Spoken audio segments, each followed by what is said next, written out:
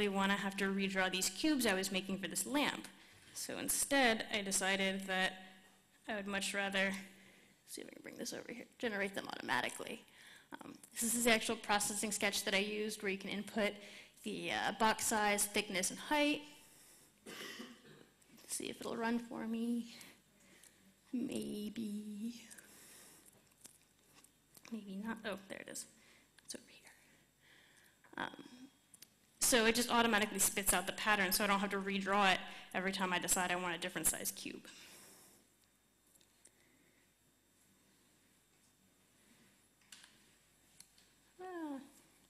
Where did we go? And then these are just some extra projects I thought might be interesting. The first on the top left, it's actually a working microphone embedded in a ring. It's got a little port on the side. The second is a microphone that's been repurposed as a lamp. And then the last one, this is awesome artist.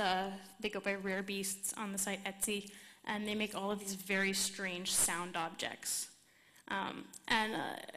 They make tiny miniature synthesizers. They have a synth that's about that big.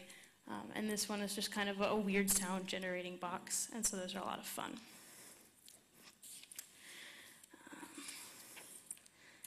So the projects that I've kind of gone through, this is really just the very start of the wealth of projects that are out there. And there's so much more that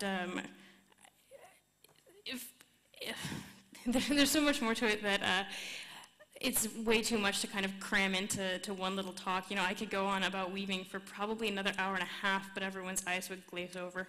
And I think that introducing people to hardware hacking is a lot easier if you have something more innocuous, like crafting. You know, I think especially when you're talking about people who aren't familiar with the term hacking at all, putting a nice plush smile on it makes it a little more approachable. And you know, like I said earlier, the hacking community is really male-centric for about 1,000 reasons, which I will spare you all a discussion on. But it's, you know, it's a fact of the matter, and it would be great if there was a more even distribution at these events, if for no other reason than the bathroom minds might be more even. And I think that really embracing the craft side of things is a great way of approaching that. And lastly, I think that one of the most common excuses for why people have not got a hackerspace in their area is, oh, well, there's not enough people interested.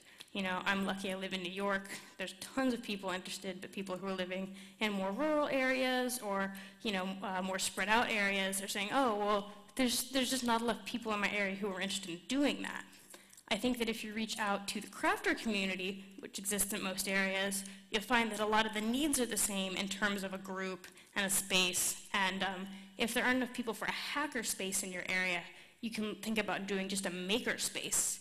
Because there's crafter spaces, there's hacker spaces, they need the same stuff. You can very easily sort of combine that and just say, this is a space where people make things. You can make stuffed animals, you can make microcontrollers, but you know, it's pooling your resources. So I've talked much faster than I originally intended to. So we have a little bit of time for questions.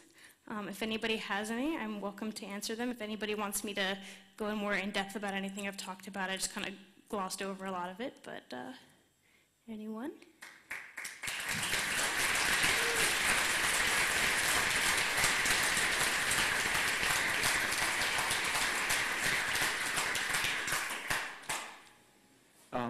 The processing sketch or the result of it, how did you print this? So I have access to a 35-watt laser cutter, which is one of the benefits of pooling resources. It's definitely not something that I would have on my own. At NYC Resistor, we actually got together and a whole bunch of us threw in on a laser cutter, which we're still paying off. But it's a fantastic resource to have. You can also, there are outside companies like Pinoco and a couple others which will cut stuff for you if you don't have the tools in-house. But the reason that I did this in processing and then Python particularly is that they have options to export scalable vectors, which is what the laser needs to cut, as opposed to a raster image. Nick. Hi, Kelly. I have a question. What's the proper procedure immediately before commencing a laser cut at NYC Resistor? What's the final thing before actually pressing the button? Well, there's a checklist. The first thing you have to do is make sure you've turned on the filter so we won't all die of noxious gases. The second is to make sure you've turned on the air compressor so it won't catch on fire. The third is to make sure it's in focus because you want to actually cut through the piece. And then the last and most important step is to yell. I think Zach is here. Would you like to yell it for us? Fire the laser! For anybody who did not hear that, it's fire the laser. So any other questions? Anyone? Okay. Thank you very much.